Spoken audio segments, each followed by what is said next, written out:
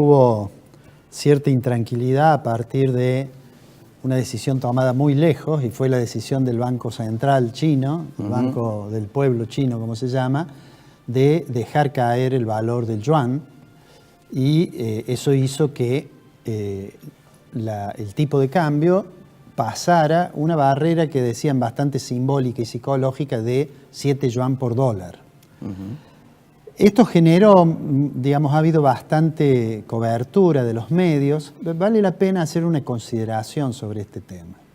Obviamente esto forma parte de la pelea que hay entre Estados Unidos y China, entre las decisiones que toma el presidente Trump y las respuestas que le da Xi Jinping, que son estos que estamos viendo ahora en el wall. Y que pasamos de periodos en que parece que se llega a un acuerdo a periodos en que se tensa mucho más esa relación.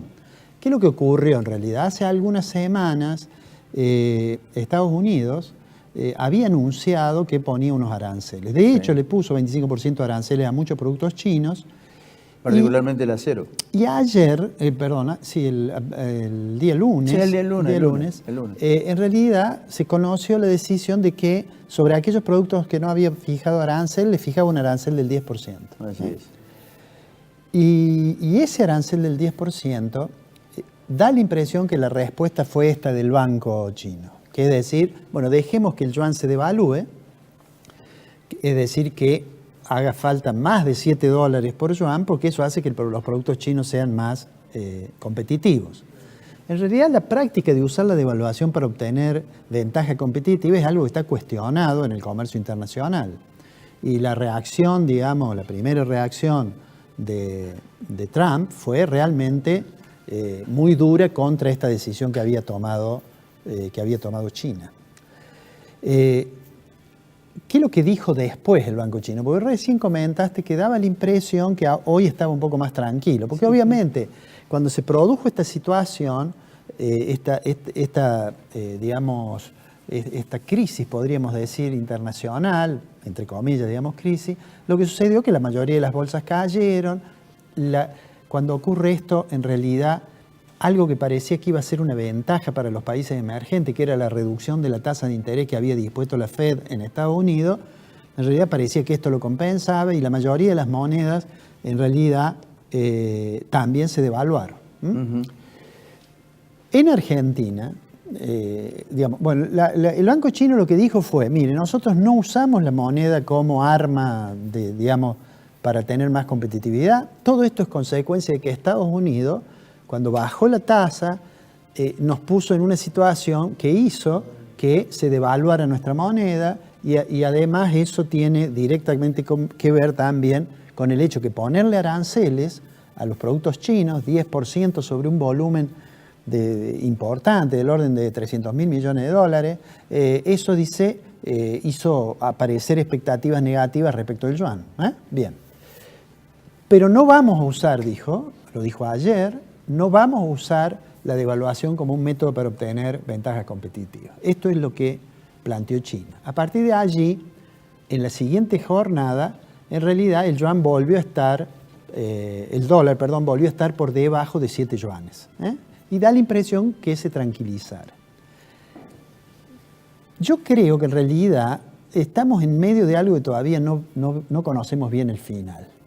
Sobre eso voy a hablar en un minuto. Pero antes quiero decir cómo se ve en la Argentina. Una tensión, esta lucha o esta guerra, le llaman a algunos comercial, entre China y Estados Unidos, es una guerra entre las dos economías más grandes del planeta.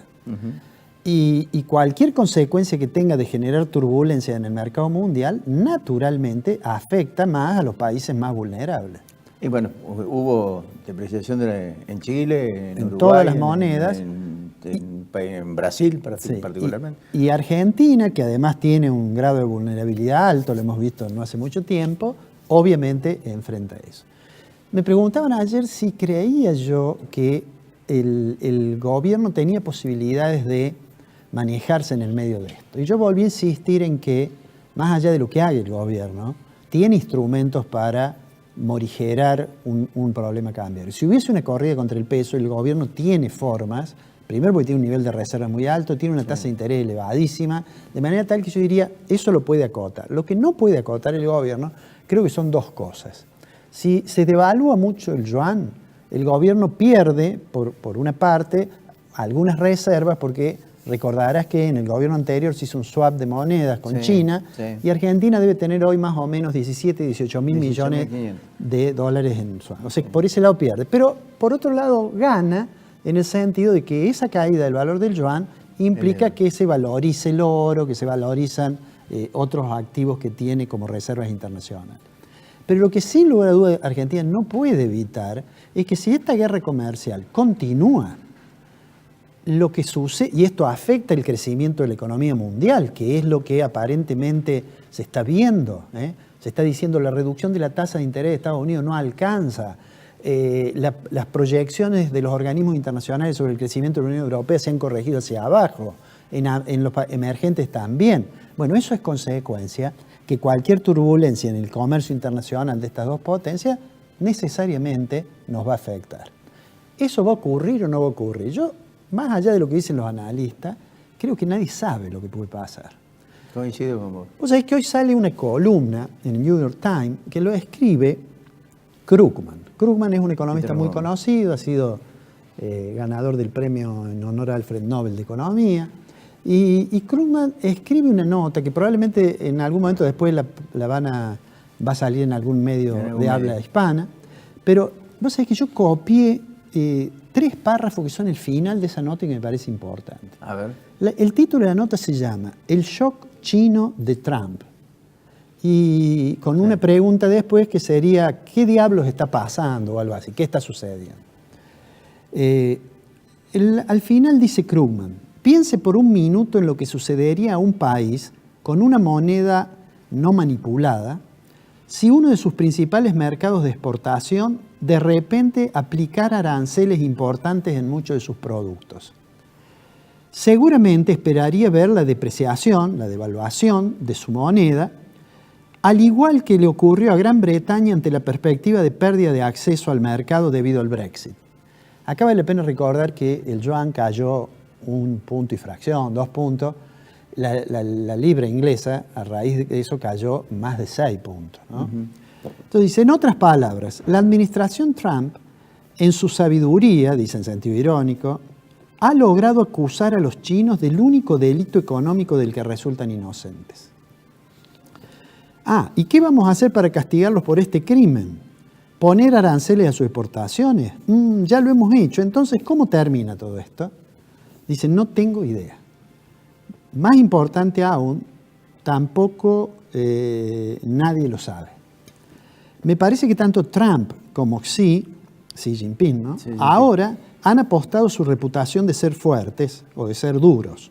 Y la cuestión es que es difícil ver qué haría que una de las partes cediera o incluso saber qué podría significar ceder. Y termina diciendo, a este ritmo es posible que tengamos que esperar a que un nuevo presidente limpie estas dificultades. La traducción no es muy buena. ¿Puedo hacerte una acotación? Sí. Esta es parte de las locuras de Trump. ¿Sabes por qué? Porque Bob Woodward lo transforma en el libro del miedo, ¿me entendés? Y ahí dice claramente de que apenas Trump asume la presidencia de la nación, el conflicto con China, que está paralelamente relacionado con Corea del Sur, Corea del Norte, Irán y Afganistán, fue la idea de él de poner el 25% al acero. Él tenía 2 asesores económicos, Peter Navarro y Gary Cohn. Peter Navarro era déficit comercial 0. Gary Cohn decía no, déficit comercial 0 no, porque si nosotros importamos este lente a $1 y el norteamericano lo compra a $1 y acá vale 4, le quedan $3 para consumir lo que producimos nosotros.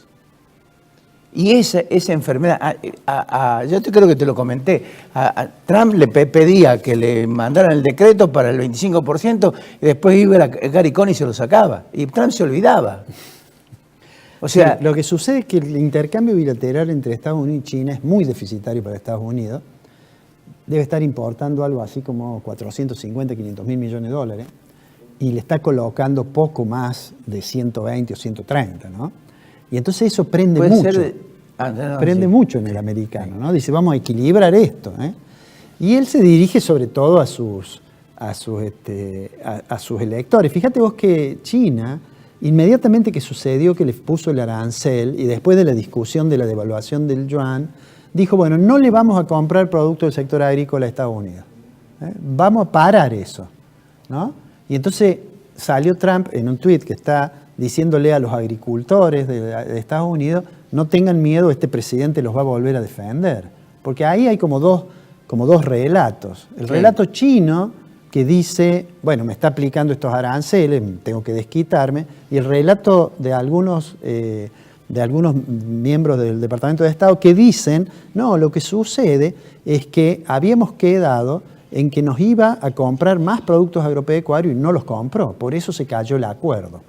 Digo, detrás de todo esto, creo que vamos a seguir viendo, y me parece que lo dice Krugman, es cierto, nadie sabe cómo termina. Lo único que podemos saber, que perturbaciones en el flujo de comercio internacional no son una buena noticia para ningún país. Consecuentemente con ello, tampoco lo es para la Argentina. Con lo cual estamos mal, 5.000 a 6.000 millones de déficit tenemos, ¿no? Con China.